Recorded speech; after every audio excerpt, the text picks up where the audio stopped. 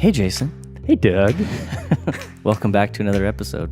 Thank you. Well, you know what? Welcome back, you also. And you at home or in the car, wherever you are. Expertly said. Thank you. This is Doable Discipleship. You probably know, but if you don't, it's a Saddleback Church podcast and YouTube show designed to help you deepen your friendship with God, or as we call it, The show that helps you grow. it's really getting out of hand. I don't plan any of them. They just come to me as I'm saying them. That's impressive. Thank you. What are we talking about today?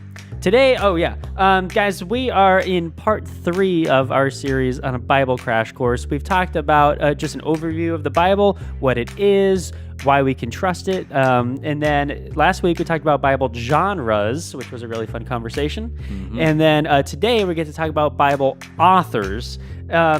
So I spoiled what we're doing. But anyway, I was only supposed to say that the Bible's an integral part of the Christian faith in life. And but so many of us don't have a clue how to study it.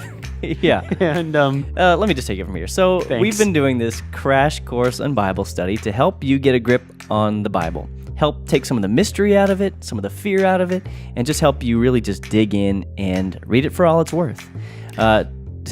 We did have a couple of things we wanted to point out before we jump in. Sure, just want to make sure. Guys, don't forget, stay through to the end of the episode because this show is called Doable Discipleship. And guess what? Every episode we hit on some doables, some things. How can you put what we've been talking about into practice? And so that's at the end of every episode. We hit doables. Don't forget, stay through to the end.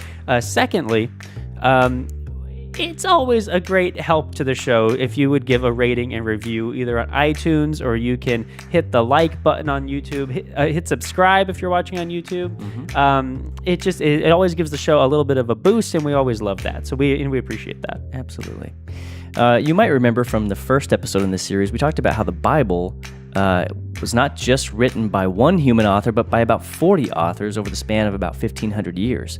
Today we're going to be talking about the people that God used to bring His Word into existence here with us. So we're going to be talking about authors of the Bible today and why it's important that you kind of have a good understanding of who they are, what they're all about, and how that influences your reading and interpretation of the Bible.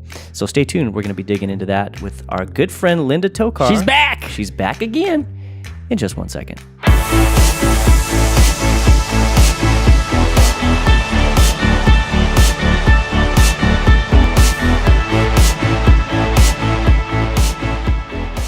Linda, you're back. I am. Hello. Second appearance on the show. Yay. Everyone's been begging to have you back, and here you are. We felt the clamor.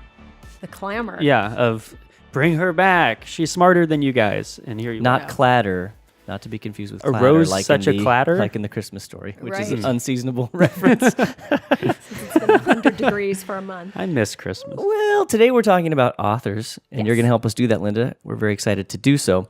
Let's start off with some interesting facts. Do you have any? I do.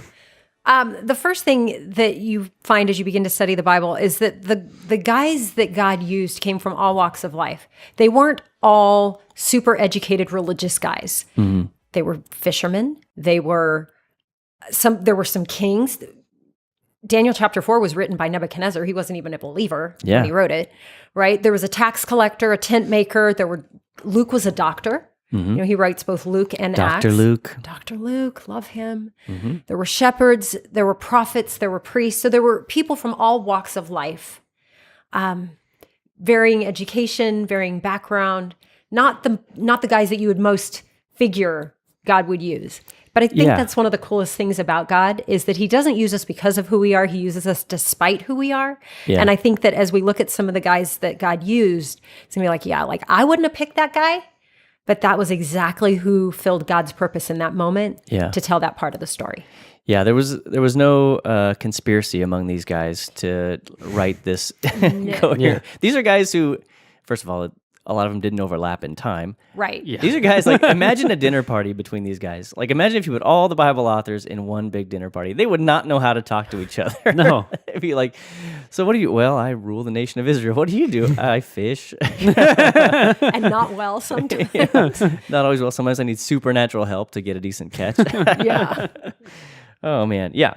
So these are guys that came from. It just ran the gamut. Like these people came from all different corners of society, which is really cool. I think. Next up, these are people who are spread over about 1,500 years of ancient history. Right. So again, like we said, we mentioned this in the first week, but these are not authors who were in cahoots and trying to bring something about. There's no Illuminati to this. It's purely collusion. like this is something that God did through people who are completely no collusion. How Sorry, couldn't read. dare you, madam? Sorry. But there wasn't. There wasn't. Yes, we're reclaiming that word on the show today. Yeah, there was no teaming up to do this. They were used by God separately. Absolutely. And it's the fact that they were able to still deliver such a clear and coherent message that is so incredibly powerful. If you remember what the Bible is, a compilation of documents from lots of different authors over a long span of time, it starts getting really remarkable. Right. It does. Right. And in our first week, we talked about inspiration. We talked about how God is the author. He used humans. And what's so cool is that you can see the individual qualities of each of these authors play out. Right. And God used these, in the inspiration of the Word. As they were writing, He said, "Hey, I like how this guy does this. Let's write. Let's say this." And you can just see it all throughout Scripture. So examples you got David's creativity. Mm-hmm. Yeah, songwriter. Yeah, it's amazing. Mm-hmm. John's his tenderness. We got Luke's attention to detail. Guys, Luke in Acts, so much detail. He was a doctor, which we just talked about. He's got to have attention to detail. You have Peter's passion. Peter is totally passionate. Ear dude. chopping. Yeah. Yeah. Mouthing off. I would never deny Pastor Rick likes to call him Mr. Impetuous or Mr. Foot and Mouth. Yeah. And then That's how we all want to be remembered, right? Yeah. And then there's Paul's tenacity, and you can see that all throughout his epistles. This guy is like beaten, thrown out of the city, and gets back up and walks back in. I'm going back through, guys. You can't run me out. Is that all you got? Shipwrecked. I'm good. Let's keep going. And in the original languages, which was mostly Greek and Hebrew, we can see their different styles and their different vocabularies. And each, all these different books, all these different authors, as you can see that there are differences, that they were written by individuals. Right. So it's not like one person later, just wrote all this. Is you can see each in all the different books that there's different styles used. There's different vocabulary used. There's different ways of writing that were used.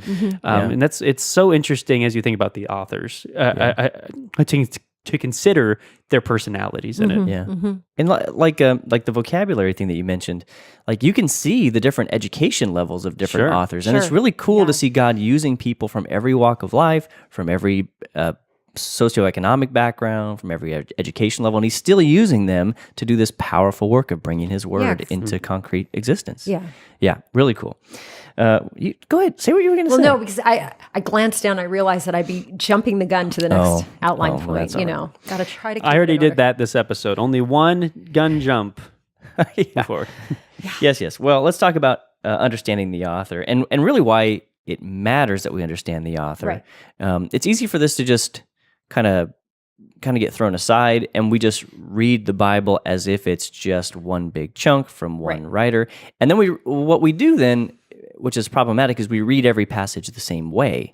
And just as we talked about last week, we need to respect the difference in genre, but there are also aspects about the author, and more specifically, the author's situation in time that is extremely important. We mentioned last week that when it comes to interpreting any Bible text, and actually any piece of writing ever, anywhere, even your own emails, the key to understanding what is written is context. Absolutely. You've got to get context. If you don't have context, you have pretext, which is useless. So a couple things that are important when it comes to understanding the author and why that matters. The first is that every author wrote within a historical context. So they represent a cross-section, a slice in time that needs to be understood. Something led up to that moment. something came out of that moment, Right. and there were things happening in that moment that really add to a rich understanding of the text and what this person was actually writing. And so that can involve things like current events, just the things that were happening around that person at the time. And you guys can throw other examples in here if you've got any that come to mind. But one example that came up recently, one of the ladies that works with us on our team, the spiritual maturity team, brought up. She was asking about the book of Judges. She's like, "What do you do with the book of Judges? It is a bonkers book. Crazy stuff is happening. It's extremely off-putting. It really clashes with like the modern reader's sensibilities and stuff, and it can be a challenging book to interpret. But that represents a period of history that actually gives us a deep glimpse into what life is like without the help of godly leadership, Right. and without submission to God and His commands and to His laws.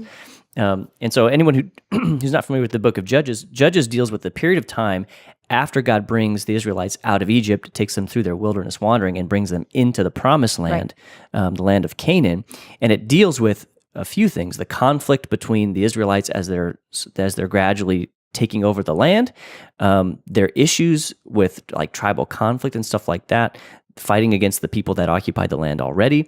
But there's a phrase that's repeated throughout the book of Judges that in those days Israel had no king. And there's this idea there. You have this period of time before the monarchy is set up, before you have the nation of Israel actually coalescing into an actual like centrally operated nation. And it's a time of real, on a certain level, there's a period of anarchy where people aren't submitted to God, they aren't being led by anyone, and it's a lot of just warring factions and stuff going on. And 4 times in the book, we see that same phrase: in those days, Israel had no king. And everyone did what was right in his own eyes. Exactly. So when you read the book of Judges, for example, if you read that incorrectly, through the lens of like, oh, this is all okay to God? This is in the Bible. Does that mean this is all okay to God? No. The book of Judges is a prime example of human beings in complete disarray because of their rebellion against God and their lack of obedience to His commands. So it's really key that we get the situation and time of what was going on and why that matters. And that was a book that was used within the monarchy as a big, as sort of a looking back on, this is where we came from, and this is where God has brought us into today. Can I make a side note? I'm dying. Yes, please. You just said that you kind of referenced the fact that does God agree with it because it's in the Bible? Like this is like a little Bible side note for us all. Yeah. God doesn't approve of everything that's recorded in the Bible, Yes. but it recorded what happened. The foibles, the good, the bad, the ugly. Yeah. And I think that's just, it's such a great thing to remember. Right. Is that number one, that points to the authenticity of it, because who's going to write something and paint themselves in a bad light? Totally. Right? Yeah. Unless God is directing you to do so. But also just to remember that God doesn't condone everything that the Bible talks about. Yeah. And so that, I mean, He brings lessons from that and He uses it to teach us, but that doesn't mean He condones it. Yeah, that's one of the interpretive keys that we talked about last week, that whenever you're reading, especially a passage of Scripture that deals with a historical record, you've got to remember that just because an event is recorded doesn't mean that it is approved of by God. And that is a key distinction. There are some parts of the Bible that are there just to scare you enough to make you never do what got those people into that situation. Right. So everyone doing what is right in their own eyes leads to pandemonium. That's what the book of Judges conveys to us. Yeah. It's not saying that it's okay to go out and do these horrible, human rights violations and these atrocities. It's saying that that's the kind of stuff that results when people reject their maker. That is an important distinction. So understanding current events is really important. Another example of that is like when you read the book of Daniel. Daniel's one we bring up at Saddleback pretty often just because he's a great go-to guy when it comes to a lot of different values and a lot of important things. But understanding where he is in time and what's going on, because you're dealing with a guy who's actually living in a foreign nation, which involves foreign customs and foreign words like names that they were given and all this kind of stuff. But Daniel was a guy who had, as a young kid, was taken into captivity. Yeah, he's a prisoner of war. 586 or whatever it was, when the Babylonians finally wiped out Jerusalem, took the city captive, and broke down the walls, just utterly decimated, wiped out the temple, a lot of really, really devastating stuff for the nation of Israel. Daniel was taken into captivity in Babylon. And then you have this whole this whole long storyline of his life where he lives through several kings and Yeah. a lot of really wild stuff. But he occupies a really unique piece of time, and we can gain a lot of a richer understanding of this Israelite guy living in a foreign nation, involved in all these foreign practices, and how he towed the line between submitting to the leadership that God had allowed to overwhelm Right. Israel, while also submitting to God first and foremost, and kind of how that played out in his life. So understanding historical context is key. I don't know if you guys have any other examples on that, or we can move on to ancient customs and norms. Anything else? Let's Those talk are about great ancient examples. customs. Huh? I said those are great examples. Okay, great. So another way that we understand the author's historical context is by understanding the customs that were Sure, referenced absolutely. in the Bible. And there are a lot of simple ones, and there are some that are very complex. There are some that we can talk about very briefly. But I think some of the simpler examples would be in both Old and New Testaments, you hear about people tearing their garments. Yeah. And we're like, that's kind of weird. Like, I don't know what... Wearing burlap. Or sackcloth and ashes, Yeah. that kind of stuff. Ew. But so you read about people tearing their garments. You read about it. The high priest did it when Jesus made a statement that implied that he was God, and he rips his clothes because he thinks it's blasphemy, all this stuff. But tearing of garments in ancient Israel was a symbol of anguish or outrage, where Right. you would tear your garments to show like you are so overcome with grief or anger about what you've just seen, despair, that kind of thing. So it was a very strong outward expression. We would read that as modern readers and go like, "Oh man, That's weird. that sucks." Was I kind that of an wish we brought expensive that shirt? back in. Yeah, Yeah. yeah, yeah. No. For sure. I don't want to be buying clothes all the time though. Not at all. That's an expensive proposition. I think another great one is when you read in the New Testament, you see in the book of John, what is it, I think it's chapter 2, where Jesus attends the wedding at Cana, and it's his first public miracle. Right. He's there. He's with his mom. He's with some of his disciples at the time. He's kind of ramping up for his ministry and all that stuff. He's at this wedding, and there's a crisis. Did I get it right? The very beginning of John 2. Good job. Blammo. Jesus is there, and there's a crisis, which is the family who's hosting the wedding is running out of wine. They Right. ran out of wine. It's way too early in the wedding. These would be long celebrations, and Jesus' first miracle is that he tells his disciples, get these containers of water, and long story short, he turns water into wine. It's a classic kind of proverbial miracle that Jesus did. And that's his first public miracle. Now, without understanding some of the context of that and cultural customs of the day, that can seem like doesn't that just seem like a little bit of a frivolous miracle? Like The most important thing he had to do that day was save to the make party. wine, Yeah. Like they to- couldn't just drink the water? to keep Are a you party sure? from going, But what we understand, if we start to understand the context of the day, Right. is that would have been a moment of terrible shame for that family. They would have been shamed publicly for running out of wine earlier, running out of food. It was a huge breach of hospitality, and that would have been an outrageous point of shame that family never would have lived down. The first major example of a party foul. Yes. First recorded party foul. Arguably there were others. I think the writing on the wall Oh, was a I bit of guess so, that yeah, kind of okay. crashed it too. Yeah. Back in Daniel. That- But we think, okay, making wine, that seems like kind of a cheap first miracle. But what we can realize if we dig into it a little bit more is that Jesus was actually making a powerful statement about his ultimate mission, which was to cover the shame of human beings who are sinful and who are separated from God. so good. And so the covering of shame that Jesus did in that miracle is actually a lot richer than just quenching everybody's thirst, making sure they had good wine. right. And he did make some good wine, according to the text. Because everyone like- exclaims, "You saved the best for last." Yeah, that was probably an interesting evening. I would have loved to check that out. Anyway, or foot washing is another one. I mean, foot washing is something that's completely off modern radar. We don't think of that, Right. but that was a important part of ancient hospitality and an expression of humility. So when Jesus washes his disciples' feet, understanding the context of that, it really adds a lot of weight to the story, a lot of Yeah. power to it. So we got to understand where our author is situated in time and the historical context involved. Yeah, and then we also want to understand each author's unique perspective and emphasis. So we got a couple great examples of this. So we have Luke. We've talked about Luke a couple times already in this episode, but he's a great example because he was a doctor and a thorough historian, right? So he kept meticulous details, and he recounted the gospel through a Gentile lens. Right. So this was a completely kind of different look because the gospel message was just kind of moving towards the Gentiles, and that's what we start to see in Acts and beyond, and so we have this different lens because Matthew was a tax collector, right? And you have the other gospels are written for a Jewish audience, and Luke is written from a completely different perspective. Yeah. And this is a perspective that doesn't necessarily have the background of the Jewish culture coming through it. And so you get a different look, and that's why there's so much emphasis in different areas. Absolutely. I mean, I've talked to people who, they started reading the Bible, they got a New Testament, they read Matthew, they got to the end of Matthew, got to Mark. I'm like, it's kind of the same story. Yeah. Didn't I just read? Then they get to Luke. And you get the whole birth narrative that starts and you're like, wait, we didn't even talk about that yet.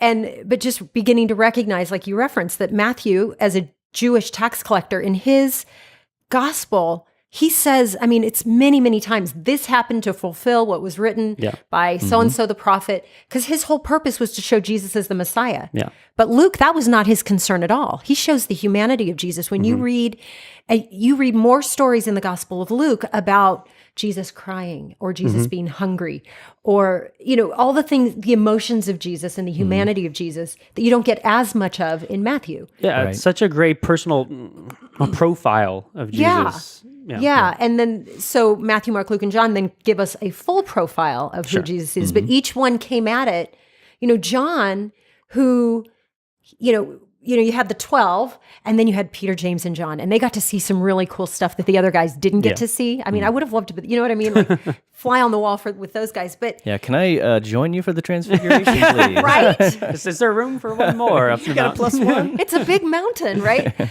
But then when he writes his gospel, he focuses on the divinity of Christ in ways that the other guys didn't, but then he had a perspective and an experiences with Jesus that the other guys didn't have. And so I love that you can see. And as we look at inspiration, over all of this, is we can really appreciate that God used 4 different perspectives to write one message, which is the story of the life of Jesus Christ. Right, right. Imagine if we had just had one of the Gospels, it would be almost like it would be totally different, or we'd have a different view because one element would be missing. It's a different vantage point. It's a different vantage point. And so this way we get a complete look. And I just love that God, in his knowledge and wisdom, thought to use 4 different accounts. Totally different. Yeah. One other thing on Luke too that I always appreciate that really jumps out as like a kind of a defining aspect of his style is that with Luke you see the explanation of terms with Luke. He explains terms that would have made obvious sense to a Hebrew audience, but would have not have made sense to a Gentile audience. Right. So you see him saying like, well, this festival is this, or and it helps us reference to teacher. Yeah, it is because we're Gentile readers. Yeah. So he kind of takes the helpful angle there, saying, well, this happened, and this is what that is, or this is how that's understood by Hebrew people, or that kind of thing. So it's really cool to see how the different approaches give so much more. It just really fills out the story for us. Yeah, another great example is from Jeremiah, and you see this in the book of Lamentations, which is just written from this completely desolated, crushed spirit. I'm actually in that in my quiet time right now, so it was a fun example to see. And I'm like, and it's just so much sorrow and mourning, and it just chapter after chapter of this. But what's also cool is you can see a push for hope too. At the end of almost every chapter is also, but God is this, but God is this. And it's just it's so important when you're keeping to look at each author from what the perspective is and what they're emphasizing. Jeremiah is a good example too, because Jeremiah marries the point you've been making that each author has his own perspective with the first point, which is that they each have a historical context. Because Jeremiah is a guy who's lamenting because of the perspective, but also because of the events of his day. Yeah. I mean, he was a guy that was a prophet leading up to the destruction of Jerusalem, and then right And then, after, sure enough, And he sees it coming. he sees and it then coming. If He warns only. about it. No one Yeah. listens. The city's He laments. destroyed, and he laments it. I mean, he's a guy who is reflecting on the total loss of their national identity, Yeah. their loss of their spiritual identity. The temple's destroyed. Everything is wiped everything out. about that culture was so connected with Jerusalem. So rooted in that spiritual and national identity, and that was completely wiped out. So again, it's like, oh, Lamentations, that book's a downer. Hold on. You got to get Right. That's a book that's a reflection on a terrible thing that happened because people disobeyed God. Yeah. And they would not stay faithful to their covenant. And like we talked about last week, you have these prophetic writings from guys like Jeremiah and others, all geared toward enforcing the covenant that God had made with Yep. the Israelites. And when people disobeyed and disregarded the covenant for long enough, God eventually issued a consequence for that. So Jeremiah, I think, is a cool example. Let's go on. You had some- no, Sorry. I did- You're chomping at the bit. Go. No, well, when I was thinking about this, I thought about Solomon. Yeah. Right. Oh, yeah. Because when you read in Ecclesiastes, and Not ecclesiastics, it's so often No. called. but it can sound like a negative, it's like, there's everything's meaningless. But if you think about his perspective, he was both the richest man and he was the wisest man, yeah. right? So he spoke from the experience of, anything that you could have wanted in the ancient world, he had. Yeah. So he definitely could speak from the perspective of saying, look, I've literally had it all. Mm-hmm.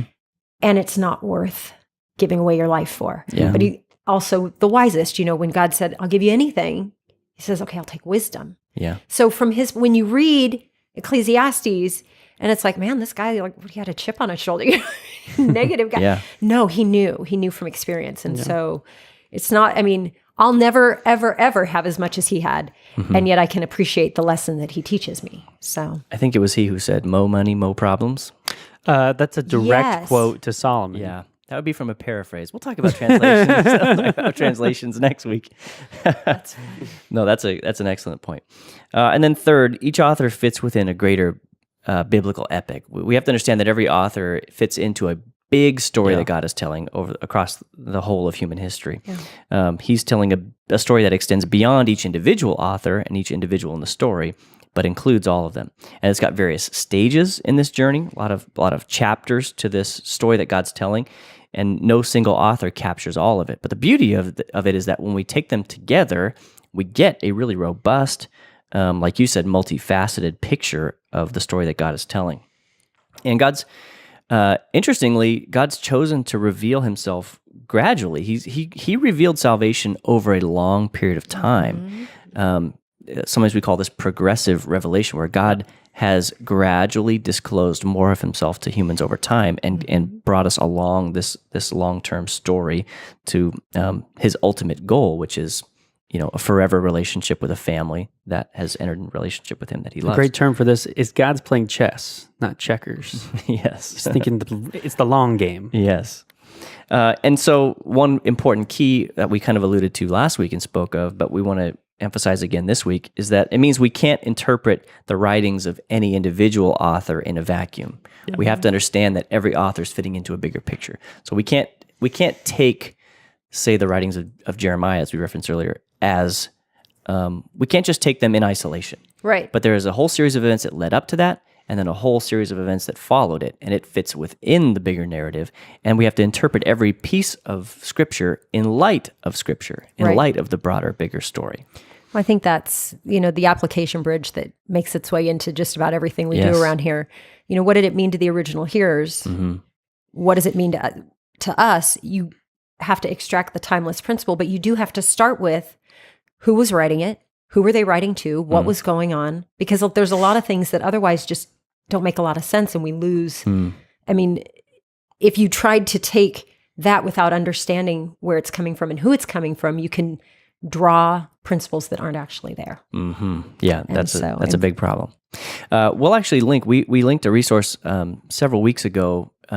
We linked a PDF resource that has the application bridge and some other good Bible study tools on it. So I'll link to that PDF again in this week as well. So you have that in the show notes. Why don't we talk some doables? Guys, we told you this was coming. It's doable time. We've been talking about authors today. So a great doable, get to know the authors of the Bible. As we talked about before, is start to read a book of the Bible. Is pick up a Bible, start to read a book, and then, but before you really get into it, get to know a little bit about that author. Learn the context, learn their perspective, and whatnot. And a great way to do that is by getting a study Bible. So Doug right now, if you're watching on YouTube, is holding up a study Bible. It's big. This is my devotional Bible. Not a study Bible. So I got no info on authors in here, but there's plenty in there. The cool thing about the one I happen to be using is the New Living Translation study Bible. Well, it's the Life Application Study Bible, but it's the New Living Translation. And what I dig about it, and this is true of most decent study Bibles, is that at the start of every book, you've got like a whole section that gives you kind of a breakdown of what you're about to get into. So, for example, if I flip to Amos here, everyone just as everyone does. I just want to go, little Old Testament book. There's a whole little Old Testament book. It's what I prophet. happen to open to. But it's got pages that completely set the stage for you. They'll talk about the setting. It talks about the summary of the book. It'll tell you about the author. It has a section that I really like called Meaning and Message, which kind of helps you boil down what's the main idea that the author's conveying here. A lot of them start with the occasion for writing. So what was the motive behind the writing of this book? But you can get a great little bio on the author you're about to read just by getting a study Bible that has a little bit of preamble before every book, and that can be really helpful. And study Bibles can be expensive, so also there's great online tools and resources. Absolutely. A Blue Letter Bible and Bible Gateway and all these things. The YouVersion app do have places that you can read about the authors too. Yeah, and we'll reference a lot more of those resources next week's episode as well. But the cool thing about a good study Bible is that you don't have to buy it very often. You know, so if you find a good study Bible, I need that updated version. I don't know what I paid for this, probably like $50 or something like that. But it was, that was probably 10 years ago, and I'm still enjoying. This is still my quiet time Bible, so you can get a lot of mileage out of a good study Bible. So I encourage you to. Just don't leave it in the hot car, or the binding will melt, because that's what happened to mine. It will melt. Or I had a Bible that didn't melt, but it the cover bent up and curved. That's weird. And I could never get it to curve back. Interesting. And those little pages don't like water. No, they don't. No. Yeah. Anyway, great. These have been little fun facts about what not to do with the Bible. Pro tip: don't leave it in the car and don't dump water on it. All right. Well, Linda, thanks for joining us. We've had an excellent time with you in this series. This is very fun. And Thanks you for will having no me. doubt be back in the future. Jason, we're pals. Don't you think? I'm glad that you affirmed that this week. Everybody, thanks for watching. Thanks for listening. We love you. And come back next week. If you're a podcast listener and you enjoyed this episode, consider giving us a rating or a review on iTunes. If you do, you'll help other people find us in the future. And if you're thinking, hey, listening's great, but is there a way I can watch these episodes? Yeah, there is. Subscribe to the Saddleback Church YouTube channel for video versions of these conversations, plus lots of other video content.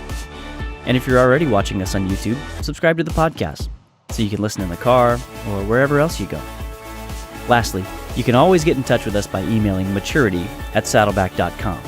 Send us your thoughts, send us your questions, your Bible questions, your life questions, whatever. Who knows? Your question just might inspire an upcoming episode. Thanks again for tuning into Doable Discipleship. I'm Doug Jones, and I hope you'll join us again next week.